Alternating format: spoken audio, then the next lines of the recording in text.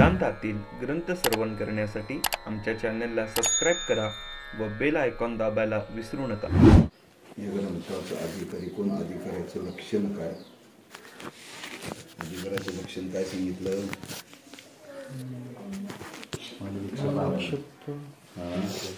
मलविक्षेप हे दोन दोष घालतातून गेले आणि विक्षेप हे दोन दोष निवृत्त झालेले आहेत. आणि जो साधन चतुष्ट युक्त असा आहे तो वेदांत शास्त्राच्या अधिकार मध्ये राहिलं की पूर्वजन्मी किंवा मागच्या जन्मी ज्यांचे मल दोष व विक्षेप दोष जाऊन पूर्वजन्मी व या जन्मी, पूर्वजन्मी मागच्या जन्मी एक त्यांचे मल दोष व विक्षेप दोष जाऊन फक्त आवरण दोष चिंतात आहे आणि आवरण निवृत्ती करता जो साधन चतुष्ट युक्त आहे तो वेदांत शास्त्राचा विचाराचा अधिकारी म्हणावा.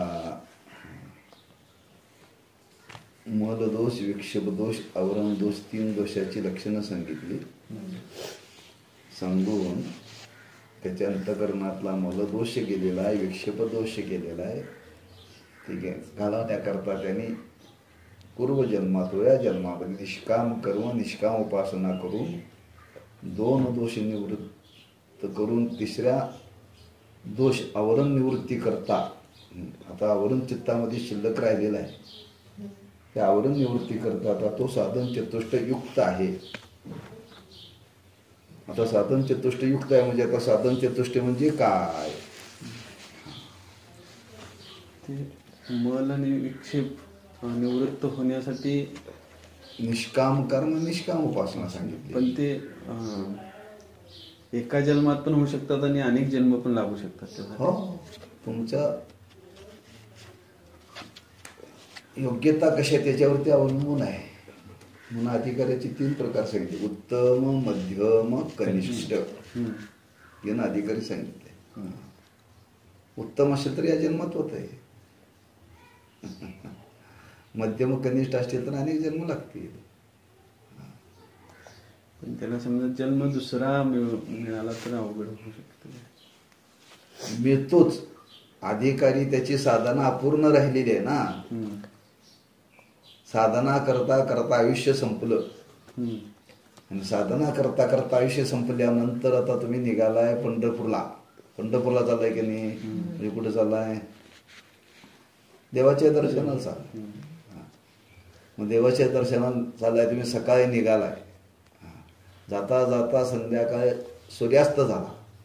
सूर्यास्त झाल्यानंतर तुम्ही तिथं थांबला मुक्कामाला. मुक्कामाला थांबल्यानंतर तुमचा तेवढा प्रवास झालाय, राहिलेला पुढचा प्रवास तिथून पुढं, मागं नाही यायचं. त्याला म्हणजे मला काय म्हणायचं आहे की मनुष्य जन्म मिळेलच. हो, मनुष्य जन्मच मिळतो. नंतर ते उदाहरण ना, तुम्ही आता पायी निघालाय, आज निघालाय 50 किलोमीटर, तुम्ही मिरजला पोहोचला म्हणजे आजचा दिवस संपला, म्हणजे हा जन्म संपला. बरोबर. हा, उद्या सकाळी तुम्ही उठणार आणि पुन्हा पुढे प्रवास करणार. हा, पुढे प्रवास करता करता आणखी 50 किलोमीटर गेला, सांगोल्याला गेला, तिथं थांबला, सूर्यास्त झाला, म्हणजे आयुष्य भावनूच संपला, आयुष्य संपलं. तिथून पुढे चालायला यावरून ही खात्री होईल की पुढचा तरी माणसाचा जन्म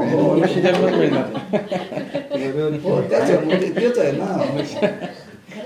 केले कर्म झाले त्याची भोगा आले. एक आणि दुसरं वर्णन केले काय? जन्म घेणे लागे वासनेच्या संधी. सतत देवा घेईन मी जन्म यासाठी देवा, तुझी चरण सेवा साधावा. आम्ही याच्याकरता जन्म घेऊ. आणि जो साधक त्या मार्गावरती त्याला तो मिळतोच जन्म.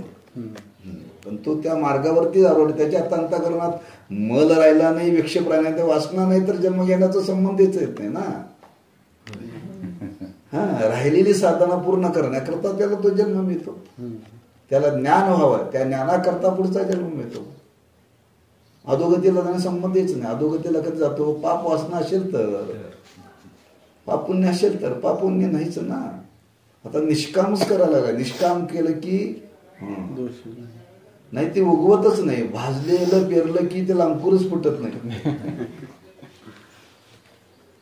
भाजलेलं पेरलं की अंकुरच फुटत नाही. तुम्ही मातीत पेरा आणि पाणी घाला, काहीच होत नाही त्याच्यावर, अंकुरच गेलाय त्याचा आपला ना. मुलांनी दोषच केलेला आहे. फक्त आता तो आवरण निवृत्ती करता प्रयत्न करतोय, ज्ञान होण्याकरता, साक्षात्कार होण्याकरता, देव भेटण्याकरता प्रयत्न करतोय. त्याची व्यवस्था तशी पुढची ती होतेच ना. देवाला ती व्यवस्था करावीच लागते.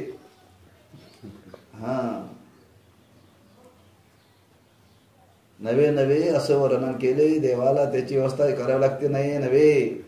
समजा त्याच्यात योग्यता पूर्ण झालेली आहे, त्याला गुरु भेटत नाही, देवालाच इथं गुरु रूपाने प्रकट व्हावं लागतं. अर्जुनाच्या चित्तात मोह निर्माण झाला आणि तो एवढा जबरदस्त निर्माण झाला.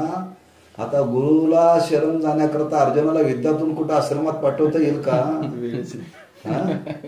देवाने विचार केला तर आपणच इथं गुरु रूपाने प्रकट झालं पाहिजे. आपणची देव याला गुरुकडे पाठवा, तोपर्यंत युद्ध थांबवा शक्य आहे का?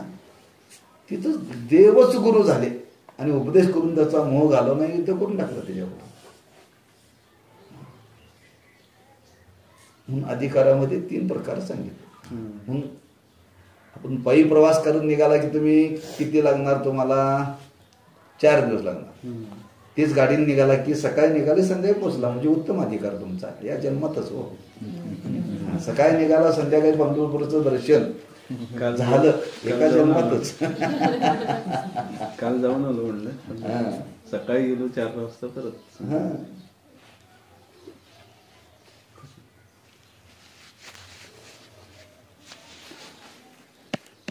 दुसरा कुठला जन्म मिळायचा हे नाही, संबंधच येत नाही. पण उपासना मात्र निष्कामाने करणे. तो अधिकारीच आहे. हो, त्यात काय सांगितलं त्यांनी? लक्षणच केलंय अगदी मार्मिक. दोष गेलेला आहे, विक्षेप दोष गेलाय. तो अनेक जन्मापासून तो प्रयत्न करतोय, साधना करतोय, तो त्याच मार्गावरती आहे. म्हणजे ज्या अर्थी आता आपण काय कमी जास्त जी साधना करतोय हे समजायचं की माग करतच आलेलं आहे. आणि त्याच्या पुढे वर्णन केले, समजा या जन्मामध्ये जर तुम्हाला ब्रह्मज्ञान झालं, समजा आपला शेवटचा जन्म आहे काय, ब्रह्मज्ञान झालं की पुन्हा जन्मच नाही. हो, परंपरा संपली जन्माची. पण ते होण्याकरता मात्र फार बहुनाम जन्मनाम अंते ज्ञानवामनाम प्रपद्यते वासुदेव सर्ववेती समात्मा सुदुर्लभा भूत. नंतर संतांनी अरे बहुता जन्मांती जन्मलाशी नरा देवतो सोयरा. बहुत जन्माच्या अंती तू जन्मलायस, आता याच नरा ह्याच जन्मामध्ये देवाला आपलंस कर, म्हणजे त्याचं ज्ञान संपादन कर. आपुला तो देव एक करून घ्यावा. याच जन्मामध्ये करता, इतर जन्मात करताच येत. ही कर्मभूमी आहे. काय कर्मभूमी? पश्वादिक भूमी ही भोगभूमी आहे. तिथं काय नवीन करता येत नाही. मागचं आलंय ते मुकाट्यानं भोगायचं. मालकानं वाळेला चारा टाकला, वाळेलाच खायचा. हिरवा खाण्याची इच्छा असून खाता येत नाही. भूक लागलेली आहे, मालकाने दिलं तर खायचं, नाही दिलं तर उपाशी राहायचं. आपलं कसं आहे, घरात नाही वाढलं तर बाहेर जाऊन खाता येतं.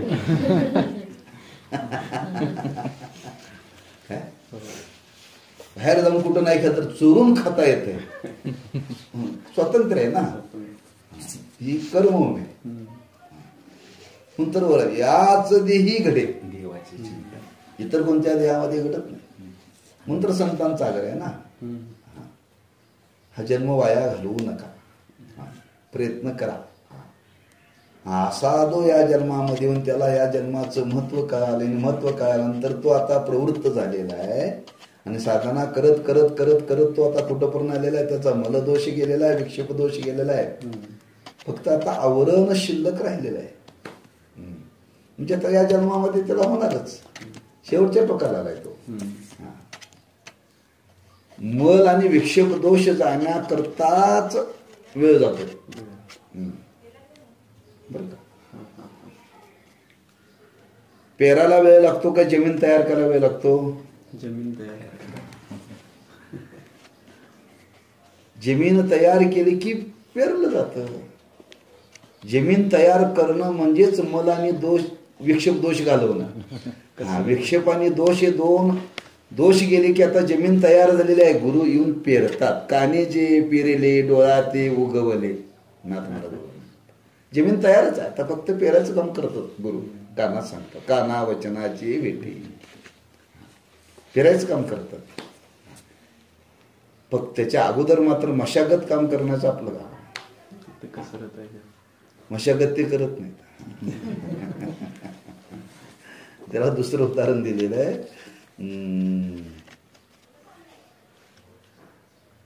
कपडे धुणारे वेगळे आणि कपड्याला रंग देणारे वेगळे. बरं का? कपडे धुवायचं काम कोण करतो? धोबी. आणि धुतल्यानंतर त्याला रंग देण्याचं काम कोण करतं? रंगारी. तुम्ही रंगाऱ्याकडे गेला कपडे घेऊन, तो ते पहिल्यांदा कपडे धुवून आणा. त्याला सांगितलं धुवून रंग दे. ते म्हणतो मी फक्त रंगवायचं काम करतो, याचं काम तुमच्याकडे. माझं काम काय? हा, स्वच्छ धुवून आणणं तुमचं काम आहे. एकदा स्वच्छ धुवून आणणं, रंग द्यायचं माझं काम. आमचं काय? आमचं मत कसं आहे? सगळं गुरुनीच काढावं. गुरु आम्ही तुम्हाला शरण आलो, हे नारळ, हे 11.25 दक्षिणा, आमचा मलदेश तुम्हीच काढा, विक्षेप दोष तुम्हीच काढा आणि आवरण तुम्हीच काढा. ते का गुत्त घेतले त्यांनी.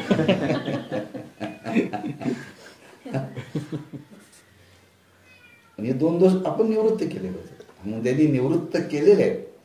फक्त आता आवरण शिल्लक राहिलेलं आहे आणि त्याच्याकरता तो आता प्रयत्न करतोय. आणि प्रयत्न करत असताना त्याचा अधिकार आहे, तो साधन चतुष्ट युक्त आहे. साधन चतुष्ट युक्त आहे. म्हणून अधिकारामध्ये 3 प्रकार. एक उत्तम अधिकारी, एक मध्यम अधिकारी, तिसरा कनिष्ठ अधिकारी, असे 3 अधिकाराचे प्रकार सांगितले. बरं का? आता साधन चतुष्ट युक्त आहे. आता साधन चतुष्टय कशाला म्हणतात? चतुष्टय म्हणजे 4. तिथं अनुबंध चतुष्टय, तिथे चतुष्टय शब्द आला. हा, 4. इथे शब्द 4 आहे. हा, 4 प्रकारची साधनं सांगितली. 4 प्रकारची साधनं सांगितली. त्याला चतुष्टय. साधन चतुष्ट युक्त संपन्न. युक्त म्हणजे संपन्न आहेत. मग ती 4 कोणती? पहिलं त्यातलं सांगितलं विवेक, दुसरं सांगितलं वैराग्य, तिसरं सांगितलं समाधी षटक आणि 4 मुमुक्षत्व. अशी 4 साधने आत्मज्ञान प्राप्तीची आहेत. त्यासच साधन चतुष्टय म्हणतात. ज्या अधिकारी सांगत असताना त्या अधिकाऱ्यामध्ये आणखी हे लक्षण वाढीव सांगितले. अधिकारी कोणाला म्हणतात? मलदोष गेलेला आहे, विक्षेपदोष गेलेला आहे, आवरण दोष निवृत्ती करता प्रयत्न करतोय, एवढंच अधिकाऱ्याचं लक्षण नाही. हा, त्याला जोडून आहे तो साधन चतुष्टय संपन्न पाहिजे. साधन चतुष्टय संपन्न पाहिजे. आणि त्यातलं पहिलं लक्षण आहे विवेक. 4 पाहिजेत बरं का? विवेक पाहिजे, वैराग्य पाहिजे, क्षमाद षटक संपत्ती पाहिजे आणि मुमुक्षत्व पाहिजे. हे 4 असेल तरच त्याला अधिकारी म्हणतात. त्याच्यातलं एक कमी असेल तर चालत नाही. एका विना एक कामा नये. कुणी म्हणले माझ्यावर विवेक आहे पण वैराग्य नाही चालत. कोणी म्हणजे विवेक आहे, वैराग्य आहे, समाधी षटक संपत्ती नाही ना चालत. कुणी मुमुक्षत्व आहे पण विवेक नाही. ही 4ही लक्षणं पाहिजे तर तो होतो, तर होत नाही. तुकोबरांचं जसं वर्णन केलंय, उदक अग्नी धान्य झाल्या घडे पाक, एका विन एक कामा नये. उदक म्हणजे पाणी असं का नाही का? उदक म्हणजे पाणी, धान्य आणि अग्नी. स्वयंपाक करण्याकरता काय लागतं? 3 लागतं. यातलं एक नसेल तर घरात पाणी आहे, तांदूळ निवडलेले आहेत, भात शिजवा, गॅस संपलाय.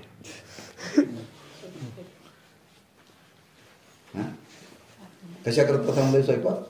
अहो गॅस टाकी आणायला गेले, म्हणजे तांदूळ आहे, पाणी आहे, अग्नी नाही आहे, गॅस टाकी भरलेली आहे, पाणी आहे, तांदूळच नाही, काय खडं शिजवणार?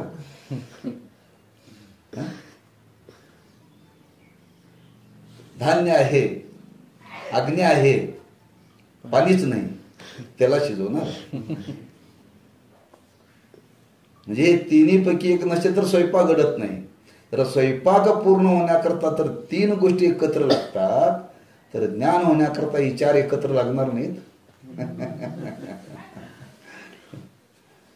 कुणी म्हणे माझ्यावर विवेक आहे पण वैराग्य नाही होणार ज्ञान तुम्हाला. कुणी म्हणजे विवेक आहे, वैराग्य आहे, समाधिष्ट संपत्ती नाही, ज्ञान होणार नाही. कुणी म्हणेल तिने आहेत, मुमुक्षत्व नाही, ज्ञान होणार नाही तुम्हाला. 4ही पाहिजे.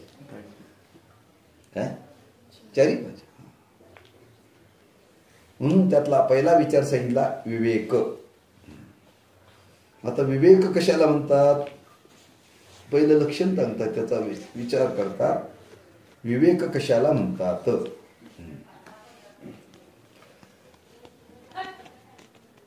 सत्संगतेने आत्मा अविनाशी क्रियारहित असून तद व्यतिरिक्त सर्व विनाशी व चंचल आहे असा ज्याचा निश्चय आहे त्या निश्चयासच विवेक म्हणतात.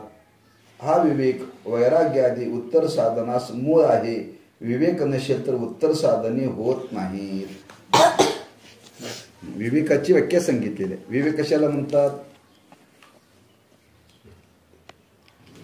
2 गोष्टीतला भेद करणं, खरं काय आणि खोटं काय, काय सत्य काय आणि असत्य काय, ह्या 2 गोष्टीचं मिश्रण आहे. हे जग कसं आहे?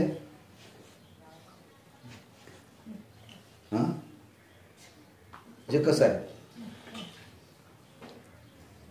सत्य आणि असत्य याचं मिश्रण आहे. सत्य आणि असत्याचं मिश्रण आहे. हे कळालं पाहिजे. जग असत्य आहे आणि या जगतामध्ये परमात्मा सत्य आहे असं ज्याच्या बुद्धीला कळतं, ज्याचा निश्चय झाला, त्याला म्हणावं विवेक याच्या जवळ आहे. बरं का? नाव नव्हे, नाव नव्हे. हा 2 गोष्टीचं मिश्रण आहे. त्यातला असत्याचा त्याग करतं आणि सत्याचा अंगीकार करतं, अशी ज्याची बुद्धी आहे त्यालाच विवेक. कळणं वेगळं आणि निश्चय होणं वेगळं. आम्हाला कळतं पण निश्चय होत नाही. म्हणजे आमच्या जीवनात विवेक नाहीये, नुसतं विवेकाची भाषा आहे. विवेकाची भाषा आहे. आपण कीर्तन, प्रवचन, पुराण, व्याख्यान ऐकतो, त्यातून विवेक म्हणजे आपल्याला कळालेला आहे, पण आपल्या बुद्धीत निश्चय कुठं झाला? पण विवेक आहे प्रत्येकाला. तुम्ही बाजारातून भाजी आणली देठासहित, मुळासहित शिजवत नाही का? का? त्यातलं भाजी चांगलं तेवढे घेता आणि टाकाऊ टाकून देता. विवेक आहे का नाही? तांदूळ आणल्या तसंच टाकता शिजवायला, नाही का?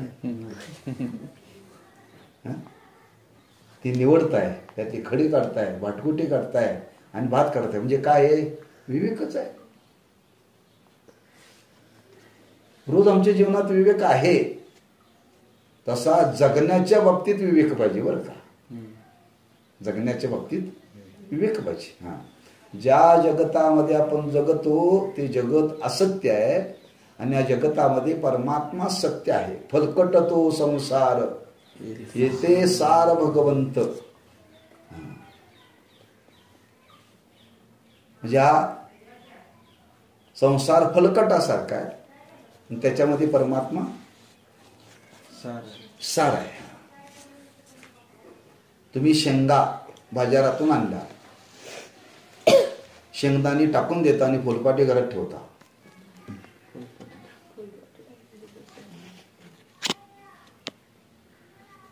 म्हणजे शेंग आणली की फुलपाटी टाकावं, ते टाका म्हणून तुम्हाला सांगावं लागतं, तेवढी बुद्धी आहेच ना.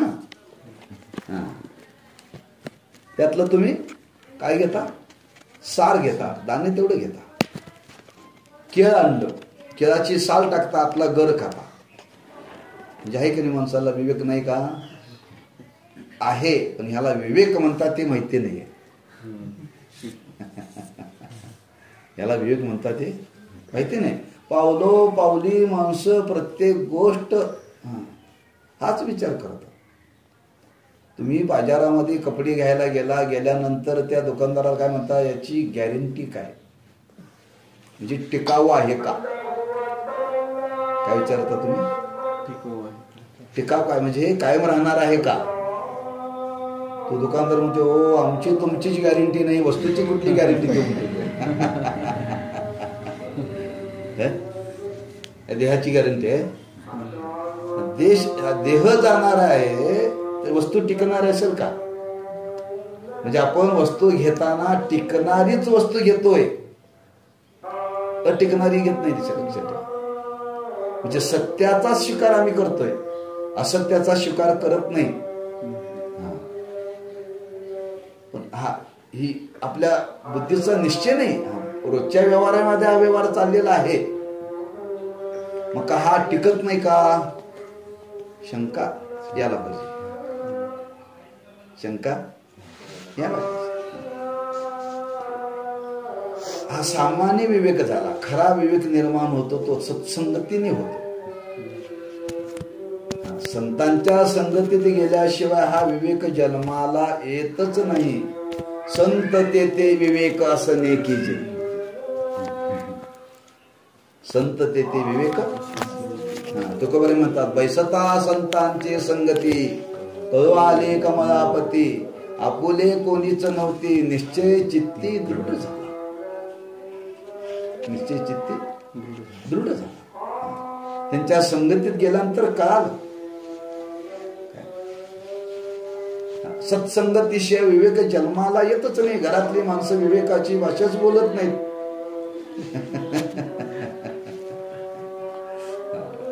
म्हणून 4थ्या अध्यायामध्ये भगवंतांनी वर्णन केले, अरे अर्जुना, हे मला कसे प्राप्त होतील? विवेकाची भाषा नेनती, वैराग्याची शिव न देखती, मूर्ख किवी पावती मज ईश्वराते. यांना विवेकाची भाषाच माहिती नाही, वैराग्याची शिवच माहिती नाही. हे माझ्यापर्यंत येतील कसे? देव स्पष्ट बोलले 4थ्या अध्यायात. म्हणजे देवापर्यंत जायचं असेल तर विवेक वगैरे पाहिजे. लोक काय येत नाही, देवाने सांगितलं त्यांच्या जो विवेक आणि वैराग्य नाही म्हणून येत नाही माझ्याकडे. आणि विवेकाची वैराग्याची भाषा कोणी प्रपंचात बोलत नाही. बोलायला लागलं तर अशुभ म्हणतात, हे चांगलं बोल म्हणतात. माळ घालणं ही भाषा चांगली का वाईट आहे? पण प्रपंचात चांगली नाही. माळ घालायला, हे माळ घालायची भाषा करतोस, हे म्हणजे तुला प्रपंचाचे भिकेचे डोळे लागले म्हणतात लोक. भिकेचे डोळे लागले म्हणून त्याला वर्णन केले. पुढे तो विचार येईल. म्हणजे ही विवेकाची जाणीव प्रापंचिक लोकांच्या चित्तात नाही आहे. प्रापंचिक लोकांच्या चित्तामध्ये नाही आहे. म्हणून तर आमचं तादात्म्य दिवसेंदिवस घट्ट आहे ना. आपण खोट्याला धरले का खऱ्याला धरले?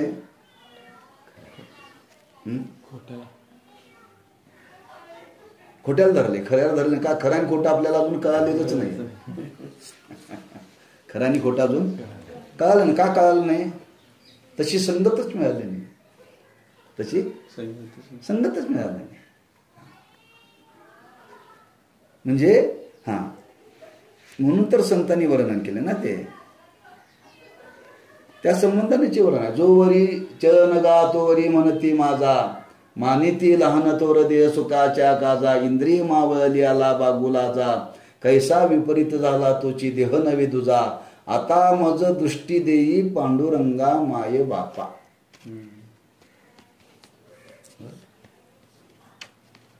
म्हणजे प्रापंचिक लोकांच्या चित्तामध्ये विवेक नाही आहे, आणि विवेक चित्तात निर्माण झाल्याशिवाय तुमची साधना पुढची घडतच नाही.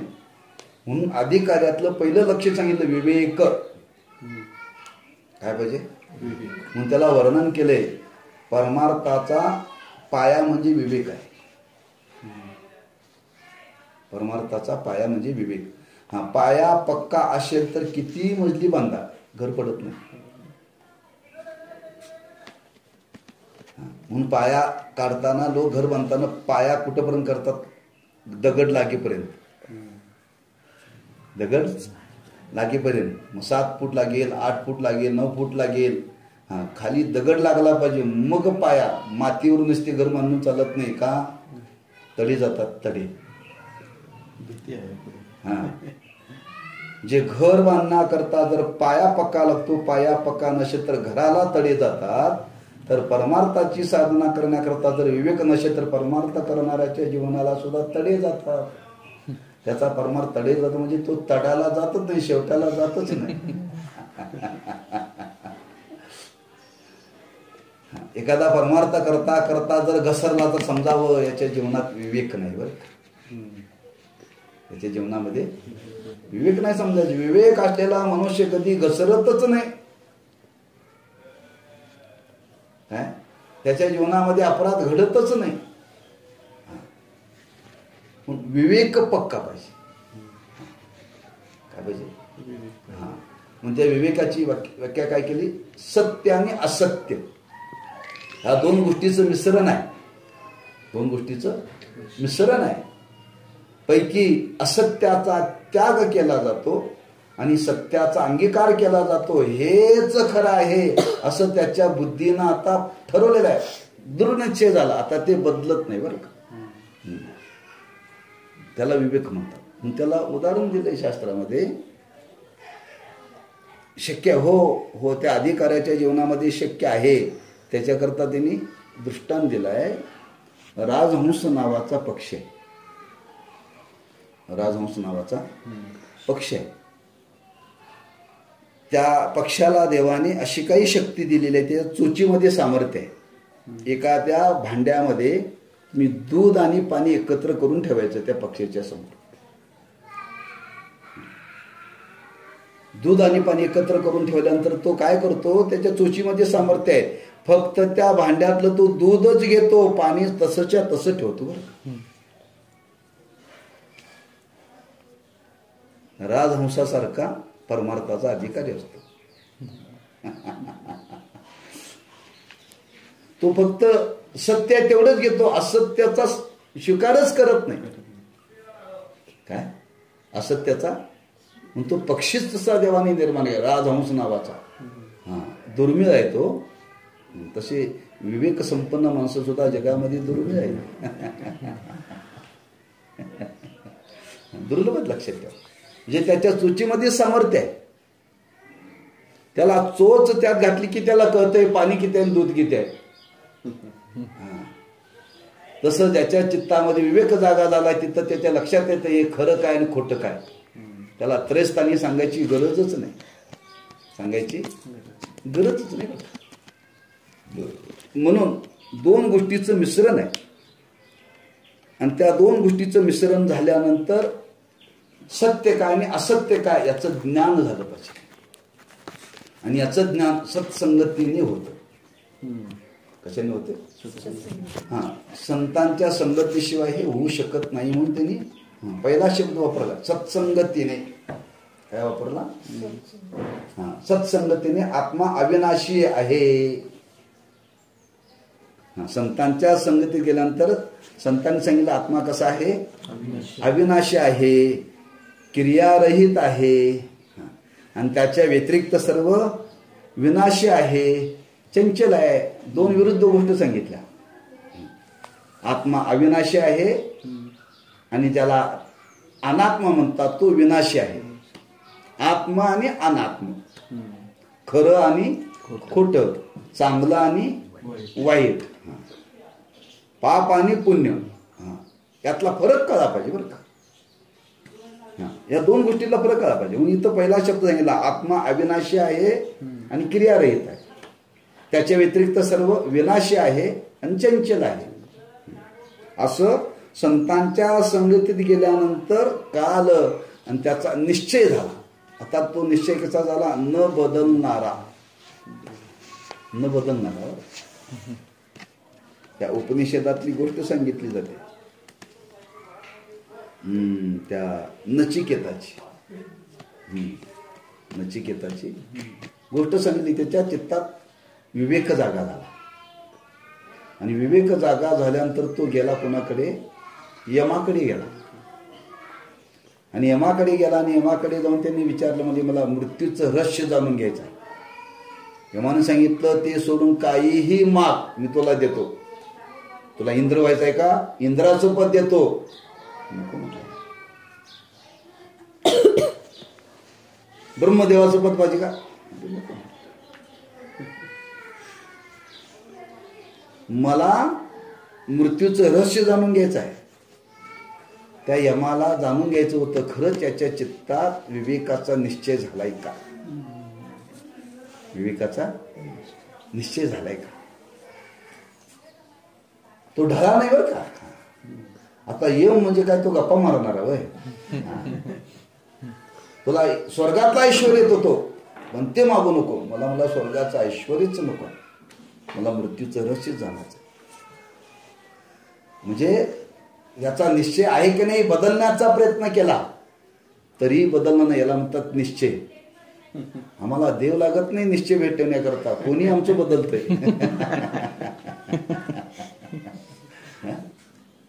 एका रात्रीतून बदलतंय. एका रात्रीतून बदलतंय. का? माया. माया दाखवली सगळं बदलतंय हो. म्हणून ज्याच्या निश्चय बुद्धीमध्ये निश्चय झालाय, आता तो निश्चय त्याचा बदलत नाही. त्या निश्चयासच विवेक म्हणतात बरं. म्हणून त्याची व्याख्या केलेली आहे, फार सुंदर केलेली आहे. देवाने आपल्याला बुद्धी दिलेली. देवाने बुद्धी दिलेली आहे. बुद्धी काय करते? पदार्थ ग्रहण करण्याचं काम करते. पदार्थ तुम्हाला सांगितलं घरच्या लोकांनी बाजारात जा म्हटल्यानंतर तुम्ही गेला, खिशात पैसे होते, कशी भाजी, ही भाजी कशी, ती भाजी कशी, सगळ्या भाज्या करून आणल्या. त्या पिशव्या घरात तुम्ही आणून घरच्या लोकांजवळ दिल्या. तो तुमचं काम झालं. मग घरातली माणसं काय काम करतात? तर त्यांनी निवडायचं काम करतात.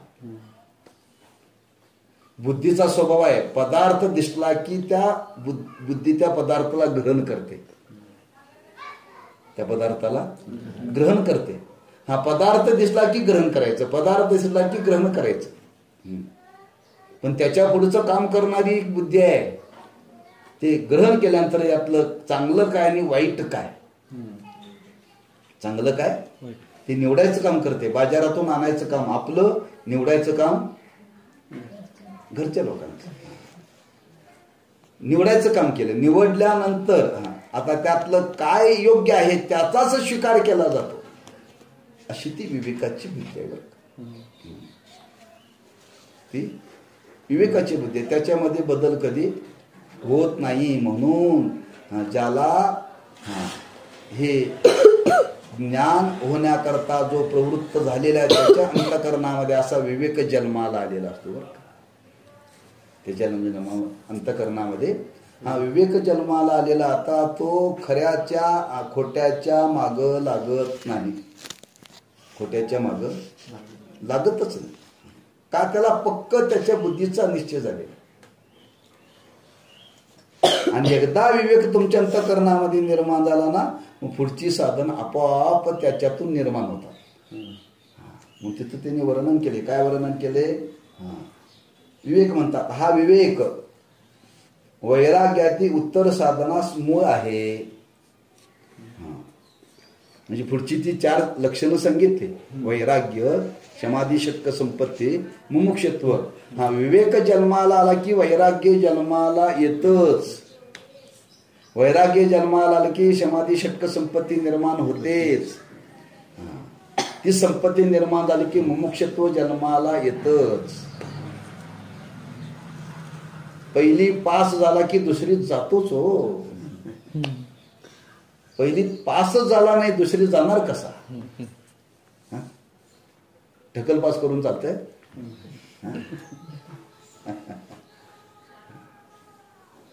एकदा त्याचे पाडे पक्के झाले, त्याला कुठलंही गणित सांगा.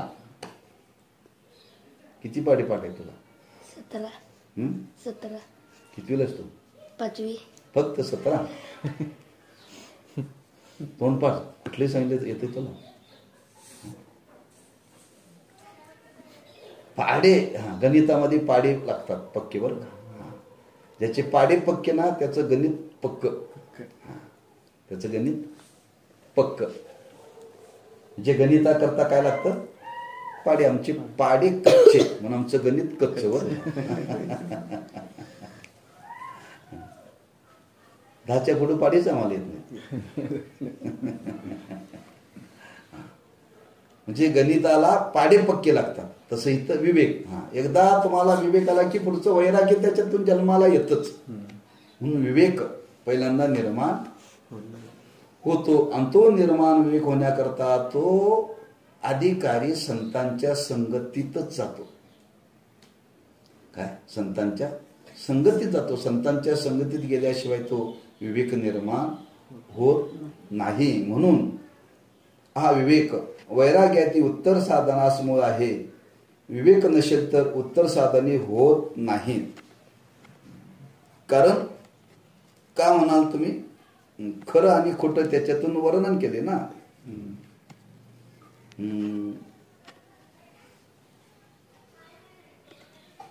त्यात एक बारीक प्रक्रिया सांगितली.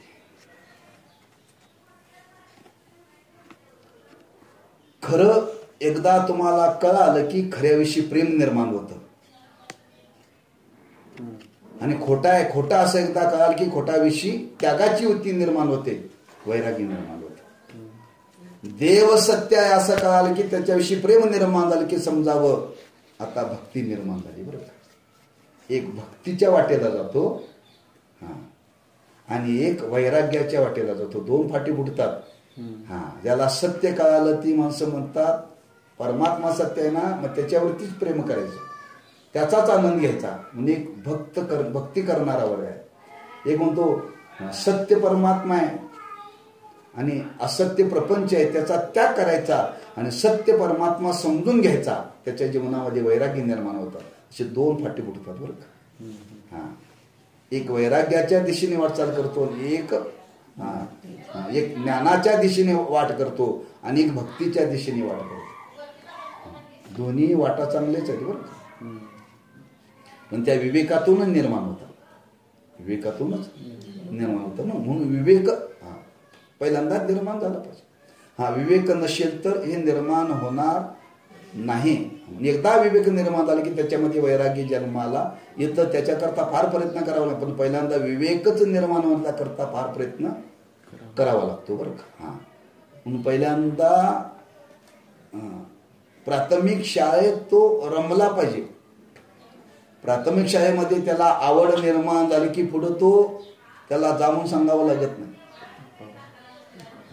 पहिल्यांदा जर शाळेला जायला रडत असेल तर काय वकील होणार, इंजिनियर होणार तो?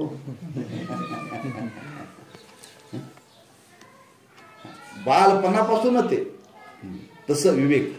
म्हणून विवेक पाहिजे. आणि विवेक असेल तर त्याच्यामध्ये वैराग्य. आता वैराग्याची व्याख्या सांगितली. वैराग्य कशाला म्हणतात? वैराग्य कशाला म्हणतात? ब्रह्मलोकापर्यंत अनुकूल मानलेल्या भोगाविषयी होणाऱ्या त्यागाच्या इच्छेस वैराग्य म्हणतात बरं का. ब्रह्मलोकापर्यंत माणसाची मजल कुठपर्यंत आहे? ब्रह्म शब्द का वापरा? ब्रह्म म्हणजे हे देवाला ब्रह्म म्हणतात ते ब्रह्म नव्हे बरं का. ब्रह्मदेव. सुखाचे जे विषय सांगितले ते ब्रह्मलोकापर्यंत आहेत. कुठेपर्यंत आहेत? ब्रह्मलोकापर्यंत आहेत. एकापेक्षा एक चांगले आहेत बरं का. एकापेक्षा एक चांगले. ह्या लोकातल्यापेक्षा स्वर्गातले, स्वर्गातल्यापेक्षा ब्रह्मलोकातले चांगले आहेत. ब्रह्मलोकाच्या वर लोक नाही. काय ब्रह्मदेव प्रत्येकाला होता येतं बरं का. सुख भोगता येतं ते तिथपर्यंत. मग काही लोक प्रयत्न करतात ब्रह्म देव होण्याकरता, इंद्रदेव होण्याकरता काय काय करावं लागतं त्याची यादी दिलेली आहे. पण वैराग्याचं वर्णन करताना असं वर्णन केले, इह लोकापासून ब्रह्मलोकापर्यंत अनुकूल भोगाच्या त्यागाच्या इच्छेस वैराग्य म्हणतात. आज वैराग्याविषयी लोकांच्या डोक्यात फार मोठा गोंधळ आहे. अनुकूल असताना त्याग करण्याची इच्छा निर्माण होऊन याला म्हणतात वैराग्य.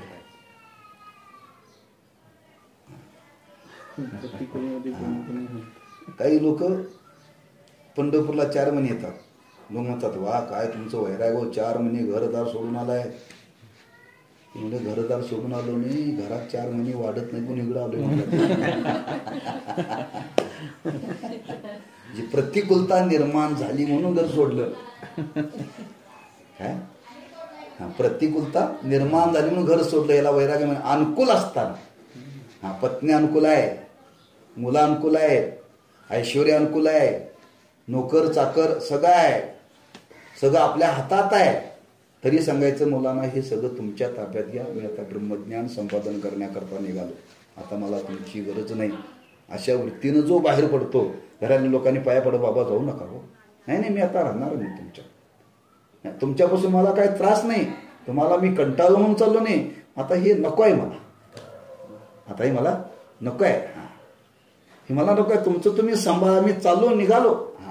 अशी वृत्ती निर्माण होऊन याला म्हणतात त्याग. आज माणसं निघतात पण वैतागून निघतात हो. काय ती गोष्ट सांगितली जाते गमतीनं. नवरा बायकोचं भांडण झालं, नवरा बायकोचं भांडण झालं, आणि भांडण झाल्यानंतर भांडता भांडता भांडता तो काय म्हटला, जातो म्हणला म्हणा. बायको म्हटली जा. हा गेला गेला गेला बसला, जाऊन शेतात बसला. आता घरात भांडून आला होता, बायकोला रागा रागाने बोला तुला सोडून जातो, जा म्हणलं, तिने जा म्हटले. आता 12 वाजले, कशाच पत्ता नाही ना.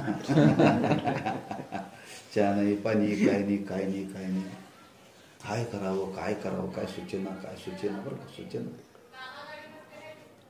4 वाजले. आता रोजची सकाळची 12 वाजले की जेवण, 4 वाजले की चहा, काहीच नाही, कशात लक्ष लागेना, काय डोकं चाललं ना. 5 वाजले, 6 वाजले, योगायोगाने ज्या झाडाखाली बसला होता त्या झाडाखाली याची म्हैस चरत आली होती. म्हैस चरत आली होती. त्यांना उपाय चांगला आहे म्हटलं. आता म्हैस त्यानं ओळखली ना, आता तो प्रपंचात राहणाराच होता. आपली म्हैस माणसाला कळते.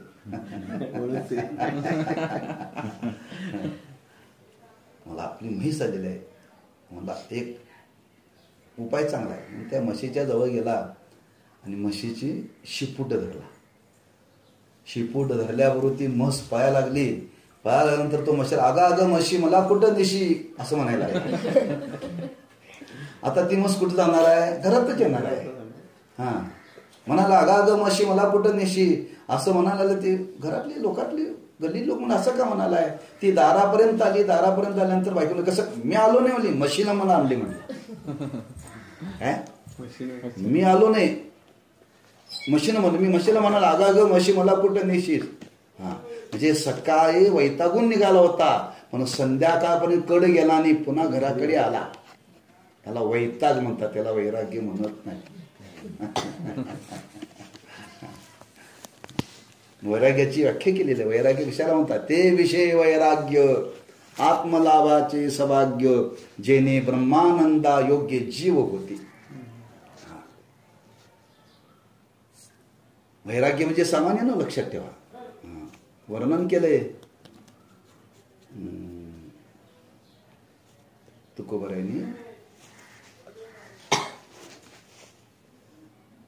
जोवरी तोवरी वैराग्याच्या गोष्टी, जोवरी तोवरी वैराग्याच्या गोष्टी, जोपर्यंत सुंदर वनिता दृष्टी पडली नाही तोपर्यंत. याच्या वैराग्याच्या गोष्टी कुठपर्यंत, याच्या डोळ्यासमोर चांगले विषय येत नाहीत तोपर्यंत याचं वैराग्य. आणि ते विषय जर चांगले आणि याचे जर मन जर बदललं समजावं, याच्याजवळ वैराग्य नाही. त्या शुकाचार्यांचं वर्णन केले बरं का, वैराग्याचं वर्णन करताना. काय वैराग्याचं वर्णन केलंय? शुकाचार्य आईच्या पोटामध्ये 12 वर्ष होते. किती वर्ष? आता आम्हाला एक दिवस जादा झाला तर लोक डॉक्टर म्हणतात हे धोक्याचं बरं का, एक आई तर जगेल नाही तर बाळ तर जगेल, मग काय करा? शिजर करा. तो बाबा 12 वर्ष राहिला आईच्या पोटात. आई घाबरली नाही. आता एक दिवस झाली की आई घाबरते. 12 वर्ष झाला. व्यासांचा मुलगा. व्यासाने विचार केला, शुका बाहेर ये रे बाबा. एक नाही दोन नाही बोल ना. व्यास महर्षी देवाकडे येऊन, देवा तुम्ही तर काय सांगा माझ्या पोटाला, काय मर्यादा म्हणजे किती वर्ष राहायची पोटात, तुम्ही तर सांगा ना. देवाने विनंती केली, शुका बाहेर ये. नाही म्हणले, देवा मला बाहेर यायचं नाही. का? मला प्रपंचच नको आहे. काय? अरे ये रे. अरे आईचा विचार कर ना म्हणे. मान्य केलं. म्हणून संतांनी वर्णन केले, ब्राह्मणाचे पोर एक खेळाशी भ्याले ते 12 वर्षे लपाले रे. कापत कापत बाहेर आले ते नागवेची पळवणी गेले. ते बाहेर आल्या संसाराला घाबरलं. ब्राह्मणाचं पोर एक खेळाचे, खेळ म्हणजे संसार.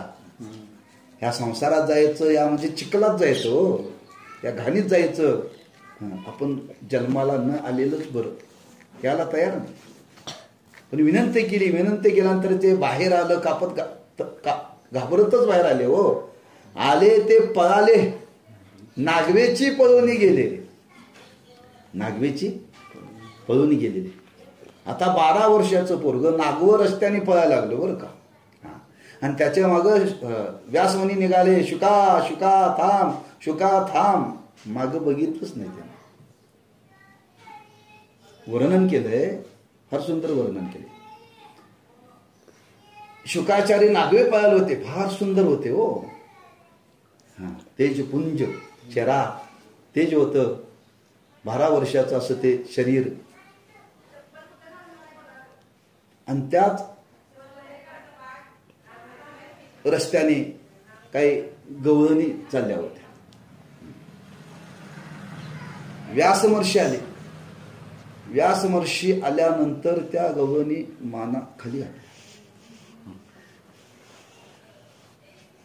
व्यासाने विचारलं, मला बघितल्यानंतर तुम्ही माना खाली का घातला, लाजलासा का? माझं वय झालंय, माझा तरुण पोरगा पळत गेला नागवा, त्याला बघून तुम्हाला काय वाटलं नाही? त्या गवळणी म्हटल्या, त्यांच्यात आणि तुमच्यात फरक आहे म्हटले. तुमचा 12 वर्षाचाच मुलगा होता, पण त्याला बाई म्हणजे काही माहितीच नाही म्हणे.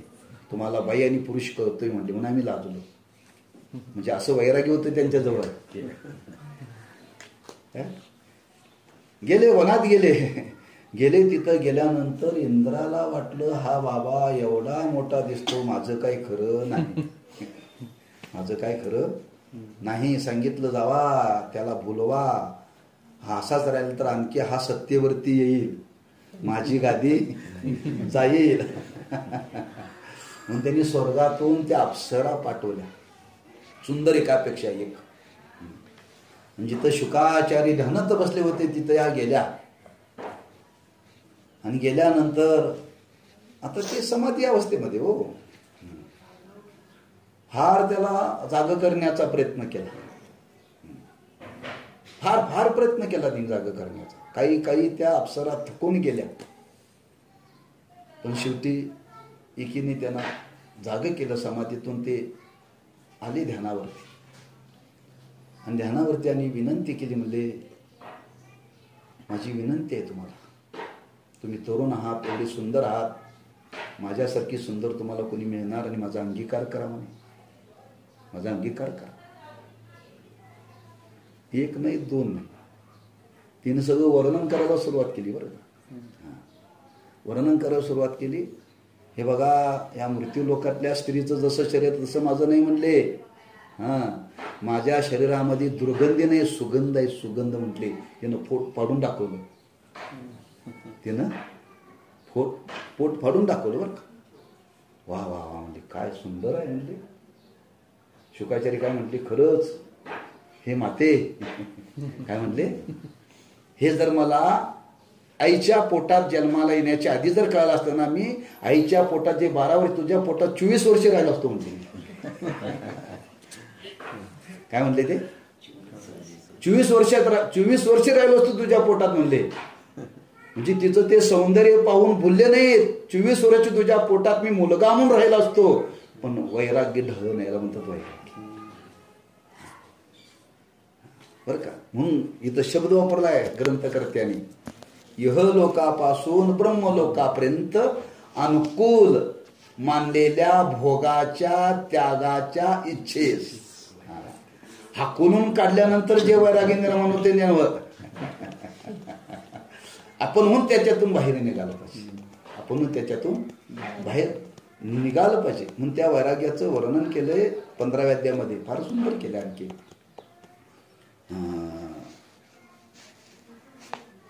ज्ञानोबरांनी एक दृष्टांत दिलेलं आहे. काय दृष्टांत दिलाय, एक ग्रस्त एकाकडे भोजनाकरता गेले. भोजनाकरता गेले, पंचपक्वान्नाचा बेत होता. पण एका गावात एका यजमानाकडे पद्धत होती, एखाद्या अतिथीला जेवायला बोलवायचं आणि त्याच्याबरोबर काही गावातली मंडळी जेवायला बोलवायची. जेवायला बोलवत असताना त्याचा यथायोग्य आदर करायचा बरं का. एक नेम आहे, तुम्ही साधूला जर जेवायला बोलवायचं असेल, अतिथीला जर जेवायला बोलवायचं असेल तर त्याला दक्षिणा द्यावी लागते बरं का. त्याला मिष्टान्न द्यावं लागतं. दक्षिणा दिल्या असे म्हणून तुम्ही उत्तर प्रदेशमध्ये गेला ना, साधू तुम्ही दक्षिणा दिली तर जेवायला येतात, नाही तर येत नाही. दक्षिणा दिली तर जेवायला येतात. आमच्याकडूनच लोक येतात. आता तो यजमान श्रीमंत होता, पंचपक्वानाचा बेत केलेला होता. आता तो प्रवासी होता, अतिथी आज या गावात मुक्काम होते, त्या गावात मुक्काम. तो अतिथीला त्यांनी जेवायला घरी बोलवलं, स्वयंपाक तयार केला.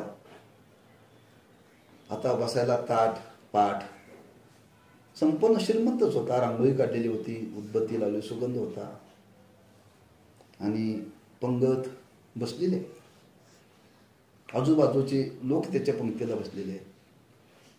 मग पंक्तीचा एक नियम आहे, शेवटी तूप वाढायचं भातावर. तूप वाढलं की वाढ पूर्ण झाली जेवणाची, असा नियम आहे. त्या जेवणाला शास्त्र शुद्धता आहे, लक्षात ठेवा. पद्धत आहे त्याची.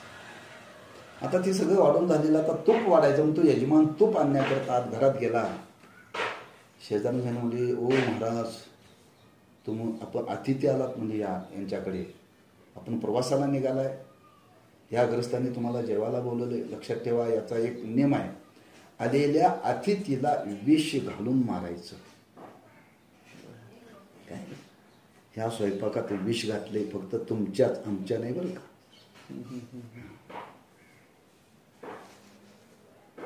तेवढ्यात ती यजमान आले तूप वाढायला. तेवढ्यात ते पटकन उठले ताटावरून, म्हणजे मला जेवायचं नाही. जेवायचं म्हणजे का नाही म्हणले, मला भूकच नाही म्हटले. अहो असं कसं, यजमान म्हणून तुम्हाला अतिथी म्हणून बोलवलंय आणि असं जर माझ्या घरातून निघून गेला तर माझ्या घरातलं पुण्य जाईल ना. अतिथी जर असा परत गेला तर त्याच्या घरातलं सुकृत निघून जातं बरं का. माऊलीवर तुम्ही जाऊ नका, तुम्ही जे म्हणाल ते मी द्यायला तुम्हाला तयार आहे. हे बघा, हे जेवण आहे, पंचपक्वानाचं बेत आहे, आणि जेवण झाल्यानंतर महाराज 1000 रुपये मी तुम्हाला दक्षिणा देणार आहे.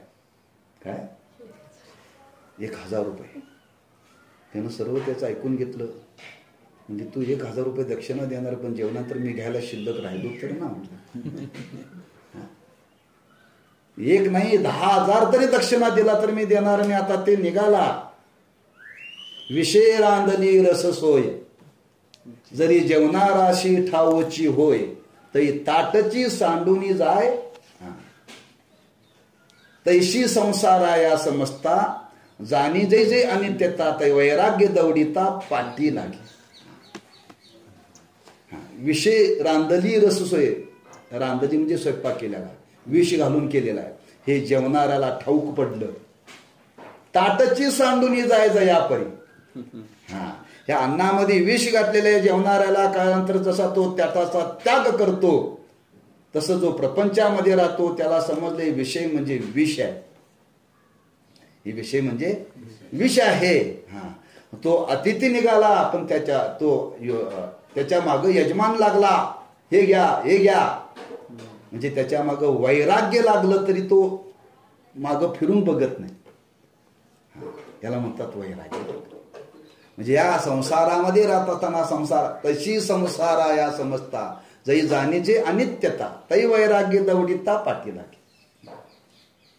असं वैराग्य निर्माण व्हावं लागतं, त्याला म्हणतात वैराग्य. बरं का, कपड्याचा रंग बदलणं म्हणजे वैराग्य नव्हे, घर सोडणं म्हणजे वैराग्य नव्हे, गाव सोडणं म्हणजे वैराग्य नव्हे. लोकांची समजूत आहे कपड्याचा रंग बदलणं, वैराग्य शब्दाचा अर्थ आहे की घर सोडावं लागत नाही, कपड्याचा रंग बदलावा लागत नाही. अगदी गुरुवरी साखरे मला सांगतात, वेशांतर करावं लागत नाही, देशांतर करावं लागत नाही. तुकोबारांच्या जीवनामध्ये वैराग्य होतं काय, कपड्याचा रंग बदलला. नाथमानांच्या जीवनामध्ये वैराग्य होतं काय, गाव सोडलं. ह्या प्रपंचामध्ये राहूनच तिथंच राहायचं आहे. वैराग्य म्हणजे घर सोडायचं नाहीये, त्या सर्वातून अलिप्त राहायचं. आता कुठलीच इच्छांतकरणामध्ये नाही. काय लोकांची समजूत आहे, हे घर सोडून गेले वैराग्य, असं सिद्ध होत नाही, लक्षात ठेवा. घर सोडून गेले आणि वनात गेले आणि वनात जाऊन मठ बांधला. इथं लहान घर होतं, तिथं त्याच्या 10 पटीने बांधलं. मग हा वैराग्यवान का तो वैराग्यवान, कोण काय समजायचं.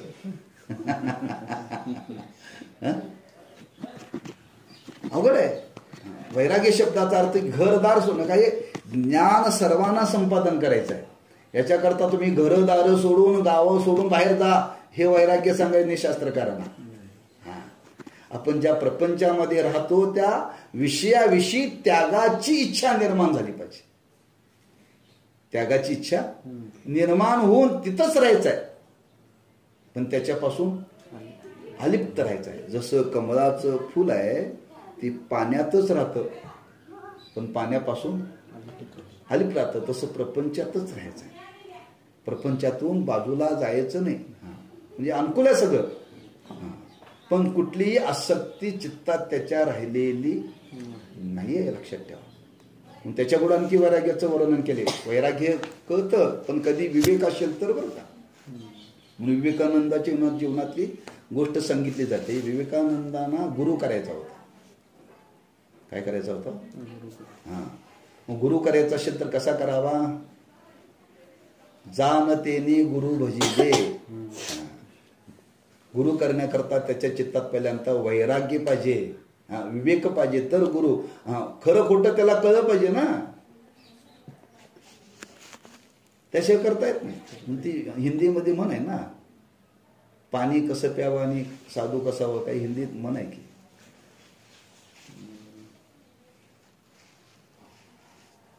पाणी शुद्ध प्यावं आणि गुरु जाणून करावा, अशी हिंदीत म्हण आहे. विवेकानंदाचा स्वभाव. आणि विवेकानंद शोध घेत घेत घेत घेत रामकृष्ण परमहंसांच्या जवळ आले बरं का. त्यांना वाटलं खरं त्यांच्या जीवनात वैराग्य आहे का बघावं. बघण्याकरता काय पाहिजे? विवेक. नुसतं नाव विवेकानंद नव्हतं, विवेकच होता बरं का त्यांच्या जीवनात. झोपले होते, गाढ झोप लागली होती. आणि गाढ झोप लागल्यानंतर त्यांनी काय केला, 1 रुपया त्यांच्या हातावरती ठेवला. काय ठेवला? हातावरती. असा ठेवल्यावर हात असा झाला झोपेत बरं का. झोपेतच. त्यांना वाटलं झोपेत झाला असेल, आणखी एकदा ठेवून बघावं. पुन्हा ठेवला, पुन्हा असा हात बरं का. पुन्हा ठेवला, पुन्हा असाच. विवेकानंदाच्या लक्षात आलं, ज्या महात्म्याच्या जीवनामध्ये झोपेमध्ये सुद्धा हाताला कळतं दुसऱ्याच्या धनाला स्पर्श करू नये. त्याने ओळखला हा गुरु करण्याकरता योग्य. ज्ञानवरीने वर्णन की जयाचे चोखटे मानशी मी होऊनी असे क्षेत्र संन्याशी जया निजलया ते उपाशी वैराग्यदा. जे झोपल्यानंतर सुद्धा वैराग्य तिथं त्यांची उपासना करतं, जाग करतं, एवढं वैराग्याचं वर्णन केलंय. म्हणजे आत्मज्ञान संपादन करण्याकरता वैराग्य लागतं, वैताग चालत नाही. वैताग चालत नाही. आनंदीला आश्रमातली गोष्ट सांगली. माणसं कंटाळून घरच्या कामाला कंटाळून आनंदीला जातात. आश्रमात आमच्या गेलं की नियम आहे, तिथे गेलं की सेवा करावी लागते. म्हणजे घरात तर म्हशी धुया लागतात, म्हणून इथं आलो, इथं गाई धुवावं लागतात. म्हटलं हे काय करायचं नाही म्हटलं.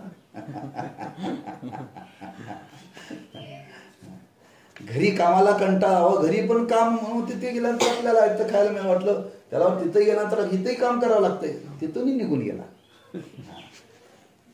असा वैताग लागत नाही. म्हणून विवेक पहिला, विवेकातून वैराग्य जन्माला येतं आणि ते खरं वैराग्य म्हणून या लोकापासून ब्रह्मलोकापर्यंत अनुकूल मानलेल्या भोगाच्या त्यागाच्या इच्छेस वैराग्य म्हणतात. असं वैराग्य लागतं. पहिला विवेक लागतो, वैराग्य लागतं, आणखी त्याच्या पुढे लागतो, पुढं सांगू पुन्हा विस्तार आहे प्रत्येकाचा. समाधी षटक लागतात. असं वैराग्य निर्माण झालं की त्याच्यातून समाधी षटक संपत्ती निर्माण होते. समाधी षटक संपत्ती म्हणजे काय? शम, दम, श्रद्धा, उपरम, समाधान, तितिक्षा, अशी 6. ही 6 मिळून एक आहे बरं का, षटक. समाधी षटक 6 आहेत. 6 मिळून एक लक्षण सांगितलं म्हणून समाधी षटक संपत्ती. आणि 4थं सांगितलं मुमुक्षुत्व, म्हणजे ज्याच्या अंतःकरणामध्ये मोक्षाची तीव्र इच्छा आहे. अशी 4 लक्षणं ज्याच्या जीवनामध्ये आहेत त्याला साधन चतुष्टय संपन्न म्हणतात. असा साधन चतुष्टय युक्त आहे. म्हणजे मलदोष गेलेला आहे, विक्षेप दोष गेलेला आहे आणि आवरण निवृत्ती करता ह्या साधनाने तो संपन्न आहे. तोच ज्ञानाचा अधिकारी, तोच ज्ञानाचा अधिकारी. वकील होण्याकरता अधिकार लागतो, इंजिनियर होण्याकरता अधिकार लागतो, डॉक्टर होण्याकरता अधिकार लागतो, आणखी कशाकरता लागतो? शिक्षक प्राध्यापक होण्याकरता अधिकार लागतो. असं क्षेत्र नाही जगाच्या पाठीवरती की तिथं अधिकाराशिवाय कोणतंही कार्य होत नाही. सामान्य असलं तरी गौंडी काम करण्याकरता अधिकार लागतो, सुतार काम करण्याकरता अधिकार लागतो, कीर्तन करण्याकरता ऐकण्याकरता सुद्धा अधिकार लागतो. ऐकण्याकरता सुद्धा अधिकार लागतो. अधिकार नसेल तर माणसं ऐकायला बसत नाहीत. ऐकायला का माणसं येत नाहीत? अधिकारी नाही म्हणून येत नाहीत. लक्षात ठेवा. ज्ञानवरांनी वर्णन केले, तरी अवदान एकले दिजे मग सर्व सुखाशी पात्र होईजे, हे प्रतिज्ञ उत्तर माझे उघड ऐका. जेवणाचा अधिकारी कोण? ज्याला भूक लागली तो. ज्याला भूक लागली नाही तो अधिकारी नाही. तुम्ही त्याच्या समोर काही ठेवा ते नाहीच म्हणते, नाहीच म्हणते. ज्याला भूक लागली त्याला भुकेला कोंडा आणि झोपेला धोंडा. भूक लागली ना ते म्हणते काय असेल ते वाडा म्हणतोय. काय असेल ते रात्रीच आहे चालतंय त्या म्हणतोय, आमलेला आहे त्या म्हणतोय. पण भूक नसेल तर त्याला तूप भात दिला तरी ते नको म्हणतोय. त्याच्या इच्छेप्रमाणे काही करून दिलं. भूक, ज्याला भूक लागली तोच जेवणाचा अधिकारी बरं, तोच अधिकारी. तसं ज्याला भूक लागली हे सगळं दुःख निवृत्त व्हावं आणि तो आत्मा आम्हाला कळावा अशी भूक ज्याच्या अंतःकरणामध्ये लागली तोच ज्ञानाचा अधिकारी, वेदांत शास्त्राचा अधिकारी. ही भूक लागावी लागते. ह्याला वैचारिक भूक म्हणतात. काय? वैचारिक भूक म्हणतात. म्हणून प्रत्येक क्षेत्रामध्ये अधिकाराचा विचार आहे. हा, अधिकाराशिवाय कुठलाही व्यवहार सिद्धीला जात नाही. ड्रायव्हिंग करायला अधिकार लागतो तर लायसन निमित्त का नाही. जर पोट भरण्याकरता जर अधिकार लागतो तर उद्धाराकरता अधिकार लागत नाही का? उद्धाराकरता सुद्धा अधिकार लागतो. म्हणून याची आज श्रवण करणाऱ्यांची संख्या का कमी?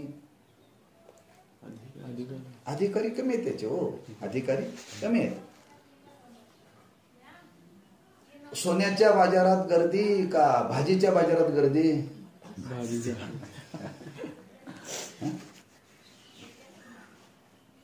जशी भाजीला माणसं एकामेकाच्या वर पडून घेतात तसं सोनाराच्या दुकानात कोण असते? एखादं दिवसभरात कुठेतरी गिरायक येते. हो, म्हणजे सोन्याच्या बाजारात गर्दी होते का? तिथं घेण्याकरता अधिकार लागतो. कोणी चालत नाही. भाजीच्या बाजारात कोणी जावं. तसा भाजीचा बाजार म्हणजे प्रपंच आणि सोन्याचा बाजार म्हणजे परमार्थ. आणि इकडं गर्दी नसते. लोक म्हणतात इकडं मंदिरात गर्दी नाही, सोन्याचा बाजार आहे. सराफाच्या दुकानात गर्दी नसतेच ना. आणि लोक म्हणतात काय कीर्तन रात्री गर्दी होतो? समजा भाजीचा बाजार होता. इंदुरी करायचं कीर्तन म्हणजे भाजीचा बाजार. बरोबर आहे की हे शास्त्रानं सिद्ध केले. म्हणून याला अधिकार लागतो पहिला. म्हणून अधिकाराची सिद्धता पहिल्यांदा सांगितली बरं का. तो विचार इथं मांडलेला आहे.